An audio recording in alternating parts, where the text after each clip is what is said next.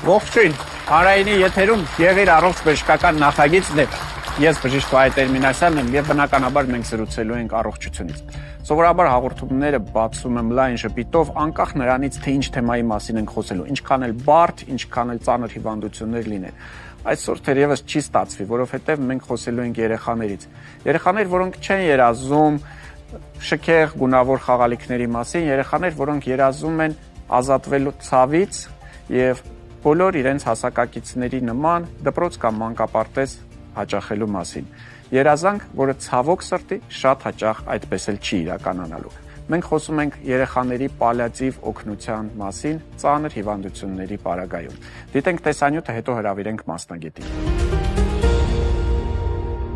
Նա սովորական բուժքույր էր, բայց դարձավ առողջապահության ոլորտի հեղափոխական։ 20-րդ դարի երկրորդ կեսին Սիսլի Սանդերսը կոտրեց մինչ այդ տարածված կարծրատիպն ու ապացուցեց, որ բժշկության նպատակը միայն հիվանդությունը բուժելը չէ։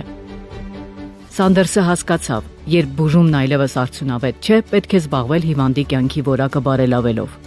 Այդպես ծնվեց պալիատիվ խնամքի գաղափարը։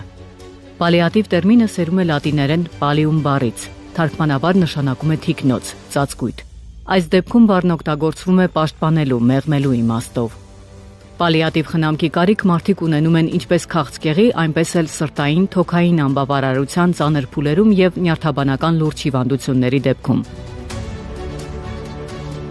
Առողջապահության համաշխարհային կազմակերպության տվյալներով աշխարհում տարեկան մոտ 57 միլիոն մարդ ունի պալիատիվ խնամքի կարիք։ Ավելի քան 1/3-ը այս կամ այն հիվանդության ծանր փուլում գտնվող երեխաներ են,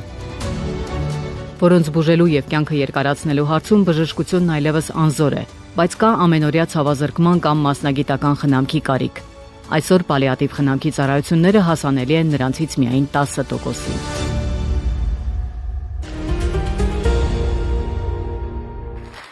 Այսպես հարգելի հեռուստատողներ, դիմավորենք մեր այսօրվա առաջին հյուրին, մանկական պալիատիվ խնամքի մասնագետ Անուշ Սարգսյանին, ողջույն։ Եվ մենք խոսում ենք այսօր մանկական պալիատիվ ծառայության մասին, մարդիկ շատ հաճախ չեն էլ պատկերացնում, թե դա ինչ է իրենց ներկայացնում, կուզենայի, որ պարզ հասարակ բացատրեիք ինչ է, որ երեխաների համար է եւ ինչ օգնություն եք դուք տրամադրում այդ երեխաներին։ Պալիատիվ օգնությունը նախատեսված է ծանր, անբուժելի, կյանք սահմանափակող հիվանդություններ ունեցող երեխաների համար, երբ որ երեխաները ցավոք այս կամ այն պատճառով մեր արդի բժշկությունը հնարավորություն չի ունենում բուժել վերջնականապես,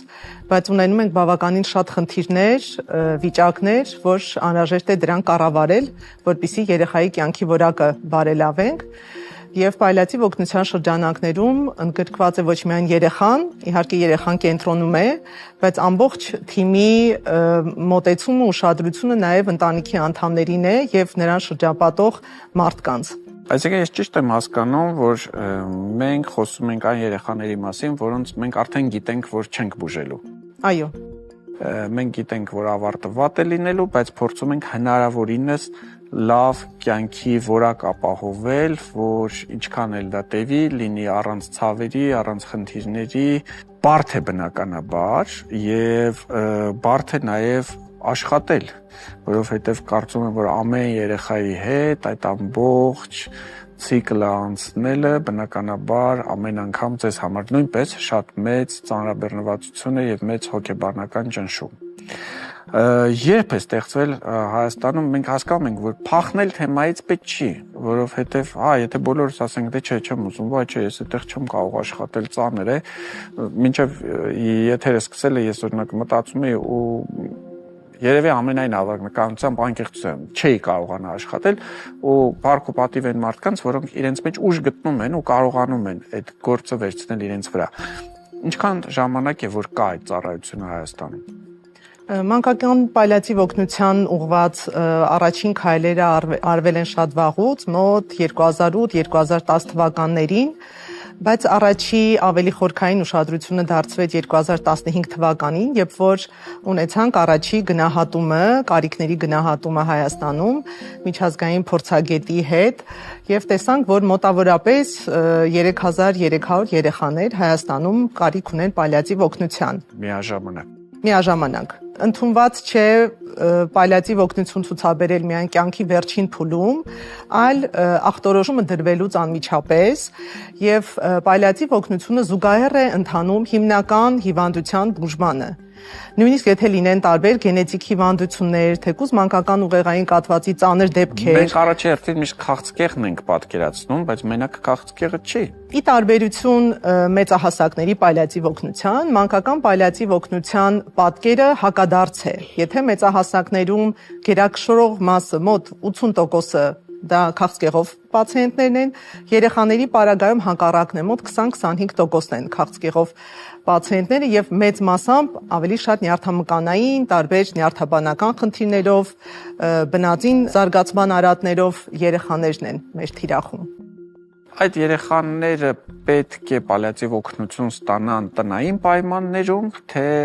հիվանդանոցային, ինչպես է դա կազմակերպվում։ Հաշվի առնելով, որ երեխայի համար իր լավագույն միջավայրը իր ընտանիքն է, շրջապատված իր ծնողներով, հարազատներով, ցանկալի կլինի, որ հնարավորինս ինչքան երկար կարողանանք այդ պալիատիվ օգնություն ցուցաբերենք երեխայի տանը կամ այն կենտրոնում, օրինակ խնամքի կենտրոնում, որտեղ գտնվում է երեխան։ Բայց լինում են դեպքեր, երբ որ ուղղակի տանը հնարավոր չէ կառավարել այդ ախտանիշները, եւ ծնողները ցանկանում են երեխային կամ ուղղակի պետք է տեղափոխեն հիվանդանոց, որպեսզի պալիատիվ օգնության բաժանմունքում արդեն երեխան ստանա հետագա իր օգնությունը։ 2025 թվականից արդեն մեկնարկվեց տնային պալիատիվ օգնությունը եւ ահագին երեխաներ կարողանում են այդ օգնությունը ստանալ իրենց տանը արդեն։ Շատ հաճախ բնականաբար այդ երեխաները ունենում են ուժեղ սաստիկ ցավեր եւ անհրաժեշտ է լինում կիրառել ուժեղ ցավազրկողներ։ Ինչպես է կարողանում ծնողների հետ աշխատել, ոնց է կարողանում ծնողներին համոզել, բացատրել, որ դա իրենց երեխայի շահից է բռնխում եւ պետք է անել, որպեսզի երեխան ցավ չունենա։ Ցավային համախտանիշը գերակշռող է հատկապես քաղցկեղային հիվանդությունների ժամանակ եւ ծնողները երբեմն ընդդիմանում են նաեւ տարածված միֆերի պատճառով, որ կարող է կախվածություն առաջանա այդ դեղորայքից կամ երբեմն լինում են թեր գնահատում եւ բժիշկների կողմից եւ ծնողների կողմից ցավային համախտանիշի, որտեվ չեն ուզում որ հավատալ իսկապես որ երեխան այդքան ցավ ունի եւ կարիք ունի ավելի ուժեղ ցավազրկողների։ Երբեմն երկարատև աշխատանք է պահանջում մի քանի օր բացատրական, շատ մանրամասն, որ երեխայի մոտ չի զարգանա կախվածություն, մենք ուղղակի սա նշանակում ենք կարճատև, որպեսզի այդ ցավը հաղթահարենք եւ շատ ծնողներ, քանի որ ուզում են իրենց երեխայի համար ապահովել լավագույն կյանքի որակ, իհարկե համաձայնվում են եւ տեսնում են բավականին լավ արդյունքներ եւ հաճախ մի ծնողը մյուսին է խորհուրդ տալիս, որ լավ կլինի, որ ձեզ էլ նշանակեն, որպեսզի դուք էլ ցավեր չունենաք։ Ամենածանրը ձեր աշխատանքի մեջ։ Ամենածանրը, երբ որ ունենում ենք երեխաներ, որոնք որոշակի ցանկություններ ունեն, բայց կախված իրենց վիճակից չեն կարողանում իրականացնել այդ ցանկությունները։ Դա շատ ցավալի է։ Դրանք կարող են լինել շատ պարզ ցանկություններ, չէ՞ երևի։ Այո, ուղղակի պարզ դուրս գալ բակ, ունենալ կենդանի, շունիկ կամ փիսիկ, որևէ բան, շատ տարբեր են ցանկությունները։ Ինչն է ձեզ ստիպում շարունակել աշխատել, չէ՞ որ ահավոր դժվար է։ Գիտեք ամեն անգամ ինչով է վերջանալու ու ամեն անգամ նոր բալիկի հետ այդ ճանապարհը անցնում եք։ Այդ ձեր համար ինչ եք գտել։ Երբեք հեշտ չի, միշտ շատ հուզվում եմ, ես ինքը շատ հուզական եմ, երբեմն կողքից իմ գոլեգաները ասում են պետք չէ որ բժիշկը հուզվի, չպետք է լացի, միգուցե ամոթ է որ դուք եք հուզվում եւ լացում, բայց կարծում եմ որ ծնողներս գալով այն էմպաթիան, որ դու նույնպես ունես, հա, իրենց ու երեխայի նկատմամբ, Նաև շատ հաճախ, նույնիսկ երեխայի մահից հետո ծնողների այդքան մեծ շնորհակալությունը, ասում եմ, որ դուք կարողացաք այնպես անել, որ մեր երեխան չտարապեց, ցավ չունեցավ, հանգիստ հրաժեշտ տվեցինք եւ երեխայի մահից հետո նույնիսկ տարիներ կապ են պահպանում մեզ հետ։ Հաճախում են բաժանմունք, իրենց աջակցությունն են առաջարկում, դա բավականին մեծ ուժ է տալիս։ Ես կարծում եմ, որ ճիշտ ուղու վրա ենք։ Ցավոք բժշկությունը այսօր ամբողջ աշխարհում դեռևս չի կարողանում հաղթահարել բոլոր հիվանդությունները, ցավոք շատ հաճախ մենք կանգնում ենք ասես անզորության առջև, երբ հասկանում ենք, որ մենք չենք կարողանալու։ Նաև շատ պետք է ուժեղ լինես, որպեսզի դա կարողանաս ճանաչել, հասկանալ ու դրանով ապրել։ Ես շատ շնորհակալ եմ, որ դուք կաք, ես շատ շնորհակալ եմ, որ կա նման ծառայություն եւ երբեք խնդիրներից պետք չի փախնել, խնդիրներին աչքերի մեջ պետք է նայել ու փորձել ամեն ինչ անել, որպեսզի հատկապես նման խնդիրներ ունեցող բալիկները արժանապատիվ կյանքով ապրեն։ Իսկ Հայաստանում միաժամանակ 3000-ից ավել են։ Ես ճիշտն ասած թիվը այդքան մեծ չէի պատկերացնում։ Դա ահռելի թիվ է եւ պատկերացրեք, թե քանի ընտանիք կարիք ունի աջակցության, այդ թվում նաև հոգեբանական, ու պետք է անպայման իրենց կողքին լինել։ Շնորհակալություն, սա Եղիր առողջն էր։ Մենք խոսում ենք մանկական պալիատիվ օգնության մասին։ Իմ հյուրը այսօր Անուշ Սարգսյանն էր։ Մնացեք մեզ հետ։